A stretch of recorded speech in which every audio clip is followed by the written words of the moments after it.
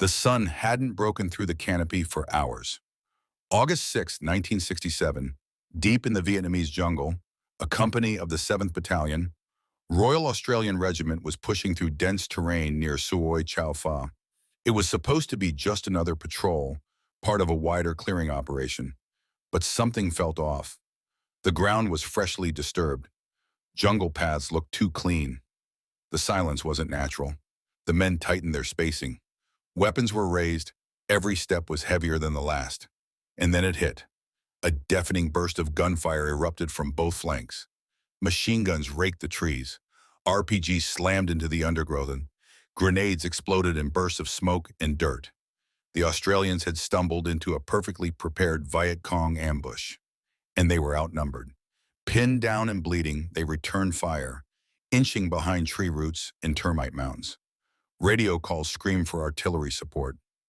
Medics crawled under fire. One section fought off an entire assault with bayonets and grenades.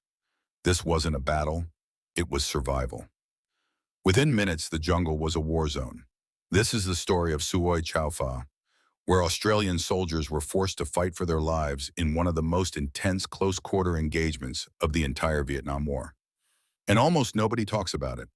By mid-1967, Australian forces in Vietnam had settled into a deadly rhythm. Patrol, ambush, clear, repeat. The 1st Australian Task Force, 1 ATF, based at Nui Dat in Phuoc Tuy Province, was tasked with keeping the region clear of Viet Cong forces, particularly the elusive but dangerous D445 Battalion, a local VC unit known for its hit-and-run tactics, deep jungle knowledge, and near-mythical ability to disappear into the bush. At this point in the war, Australia had refined its approach to counterinsurgency. Large-scale operations were supported by constant patrolling aimed at cutting off enemy movement, locating base camps, and ambushing supply routes. It was dangerous, exhausting work, but it was working. In early August, 7RAR launched Operation Ballarat, a wide-ranging search and destroy mission in the area northwest of Nui Dat, near the Suoi Chau Pha stream. Intelligence had hinted at enemy activity, recent sightings, trails, and possible resupply efforts, but nothing suggested what was waiting in the jungle. The goal was simple: send companies out to sweep the region, disrupt enemy movements, and clear any VC concentrations that might be preparing attacks or reinforcing positions. A company under the command of Major Ewart O'Donnell was tasked with patrolling one of the most difficult and remote sections. It was rough ground, overgrown, shadowed, and ideal for concealment, the kind of terrain where an ambush could happen in an instant and without warning. And that's exactly what would unfold. The Viet Cong weren't running. They weren't hiding. They were waiting. Unknown to the Australians, a significant force from D445 Battalion had dug in near Suoi Chau Pha. They were well-armed, disciplined, and prepared to fight. The Australians would be walking into the kind of battle they trained for, but hoped they'd never have to face. Operation Ballarat was about to turn into a desperate fight for survival, one that would test 7RAR's courage, tactics, and endurance like never before. August 6, 1967. A company, 7RAR, moved out early under overcast skies. The monsoon humidity clung to everything: weapons, boots, even skin. The men were already soaked with sweat before they'd gone a kilometer. Their mission was routine by Vietnam standards: patrol the Suoi Chau Pha area as part of Operation Ballarat, searching for enemy bunkers and signs of Viet Cong movement. But there was nothing routine about the terrain. The jungle was thick, tangled, and almost deliberately disorienting. Visibility was reduced to a few meters in any direction. Communication between sections had to be tight. Every sound, a snapped twig, a bird suddenly going silent, made nerves tighten. Leading the patrol was 2 platoon, followed by 3 and 1 platoon in depth, spread out for flexibility. Their movement was careful, deliberate. The soldiers scanned every shadow, every suspicious shape. They had no illusions. This was dangerous country, and D445 Battalion had operated here before. Then came the first signs: a broken branch, a disturbed patch of ground, an oddly quiet pocket of jungle that felt wrong. The scouts picked it up first: small details that pointed to something recent, something nearby. Still, they pushed forward. As they approached a slight rise near the Suoi Chau Pha stream, the undergrowth thickened. The men slowed their pace. The ground felt too open, the terrain too perfect for concealment. They were now deep in unfamiliar territory, beyond quick support range, relying solely on each other, radios, and the hope that artillery could reach them if needed. And then, it happened. The lead element walked straight into a hornet's nest. Automatic fire exploded from the flanks. RPGs shrieked overhead. Grenades rained down from hidden positions. In seconds, the patrol was pinned, fragmented, and bleeding. The Viet Cong hadn't just laid an ambush. They had built a battlefield. The jungle detonated. What began as a few bursts of gunfire erupted into a full-scale ambush. From tree lines and bunkers the Australians hadn't seen, the Viet Cong's D-45 Battalion opened up with a torrent of AK-47 fire, RPGs, machine guns, and grenades. The lead platoon was hammered immediately. Soldiers dropped to the ground, returning fire wherever they could. Some barely had time to hit the dirt before bullets whipped over their heads. The noise was deafening, a brutal combination of gunfire, shouting, explosions, and radios crackling as calls for support screamed through. Major O'Donnell, a company's commander, moved quickly. Orders were barked over the radio. His men were trained, battle-hardened, and now completely pinned. The VC weren't retreating like they often did. This was different. This was coordinated. They were well dug in and firing from prepared fighting pits. Multiple positions opened up at once, attacking from multiple directions. It was a textbook L-shaped ambush, and the Australians had walked straight into it. Amid the chaos, medics crawled under fire to reach the wounded. Some soldiers fired blind through the jungle just to keep heads down. One group returned grenades as fast as they landed. Machine gunners, finding what cover they could, laid down suppressive fire so wounded men could crawl back behind tree roots and bomb craters. The vegetation became a death trap. Smoke mixed with the humidity and blocked vision. Radios crackled with broken transmissions as platoons tried to regroup under fire. Close artillery support was requested. Danger close. RAA, Royal Australian Artillery, batteries from Nui Dot and FSB Horseshoe responded immediately, firing coordinated salvos. Shells tore through the jungle canopy, smashing enemy bunkers and scattering VC fighters. But it was still not enough to break the assault. The enemy was committed. They surged again. VC fighters launched another push toward the Australians' flanks. This time, 3 platoon met them with blistering fire and grenades.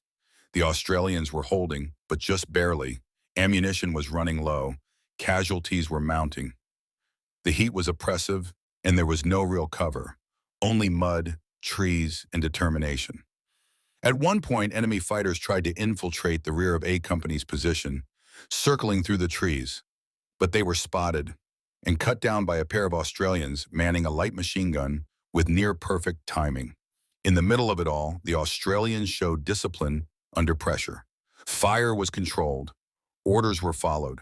Wounded men refused to be evacuated until others were safe. One soldier reportedly held off an enemy element single-handedly with a rifle, a bayonet, and sheer refusal to give ground.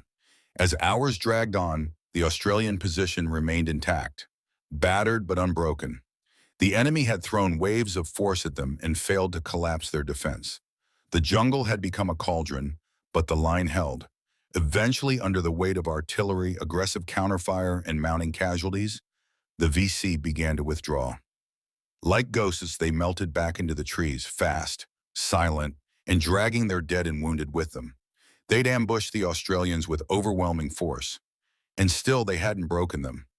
As the smoke drifted through the trees and the air filled with the metallic sting of gunpowder, the Australians dug in. The enemy wasn't finished. After the initial ambush, the Viet Cong regrouped and tried again, striking hard at the flanks, searching for a break in the Australian perimeter. But the men of 7 RAR were ready now. They knew the terrain, they knew there were arcs of fire, and they'd already bled too much to give up an inch. Radio traffic between forward elements and Company HQ painted a grim picture. Casualty reports were mounting. Ammunition was running low in some platoons. Multiple soldiers were critically wounded, and medevacs were being requested urgently. But the jungle was too hot. Choppers couldn't safely land until the area was secured. Still, the Australians held. Major O'Donnell coordinated defensive sectors and ordered additional artillery missions. Again, danger close. Rounds from 105mm howitzers came crashing down just meters from their position, walking a wall of fire through enemy approach lines. It was risky, but it worked. It bought precious time. Section leaders repositioned their men to cover new angles. Fire teams rotated barrels on machine guns to keep them from jamming. Some wounded soldiers refused to fall back, instead propping themselves against Others trees volunteered and to carry continuing extra ammunition forward, even under heavy contact. And through it all, there was no panic, just sharp, brutal professionalism. Then came the turning point. The Viet Cong launched one final push, a concerted effort to break the Australian lines. But they ran straight into 3 platoon, reinforced and dug in. The Australians unleashed everything: rifles, machine guns, M79 grenade launchers, and it tore through the advancing force. When that assault broke, so did the enemy's momentum. By now, artillery fire was relentless, smashing suspected VC fallback positions. Helicopter gunships arrived overhead, firing rockets into escape routes. What had started as an ambush was now turning into an Australian counteroffensive. As enemy fire tapered off, medevac choppers finally got the green light. Pilots flew in low, under threat, to extract the wounded. Smoke grenades marked landing zones carved into jungle clearings. Medics loaded stretchers fast, knowing the enemy could return at any moment. By late afternoon, it was clear the Australians had not just survived. They'd won. They had faced a numerically superior, well-prepared force and held the line under some of the worst combat conditions of the entire war. It wasn't clean, it wasn't perfect, but it was enough. And for the men of A Company, that was all that mattered. By late afternoon, the jungle finally fell silent. What had been a kill zone just hours earlier was now a battlefield strewn with the wreckage of close combat, twisted foliage, expended magazines, empty shell casings, and the harsh reality of casualties. The Viet Cong had broken contact, retreating into the dense jungle with their wounded and dead, using hidden trails and spider holes to vanish almost as quickly as they had appeared. The Australians, bloodied and exhausted, began to assess what was left. 5 Australians had been killed. More than 20 were wounded, several critically. Among them were soldiers he hit in the first moments of the ambush, medics injured while trying to save others, and men who had fought on despite taking shrapnel and gunfire. Some wounded had walked out on their own. Others had to be stretchered through jungle and mud under constant threat of renewed contact. The battlefield was slowly secured. A perimeter was reestablished. Patrols swept the area to confirm the enemy had truly withdrawn. What they found was staggering. Numerous enemy dead, some still in their bunkers, others scattered along the approach routes. Blood trails marked the paths of those who had been dragged away. In the confusion, intelligence teams gathered what they could: documents, weapons, maps, anything left behind in the VC's hasty retreat. It became clear that the Australians had engaged a large element of D445 Battalion, likely reinforced for a planned future attack. Instead, they'd been caught early and decisively disrupted. The Royal Australian Artillery's precision had played a major role. So had the calm leadership under fire and the discipline of infantrymen who had trained for exactly this kind of scenario. But it had come at a cost.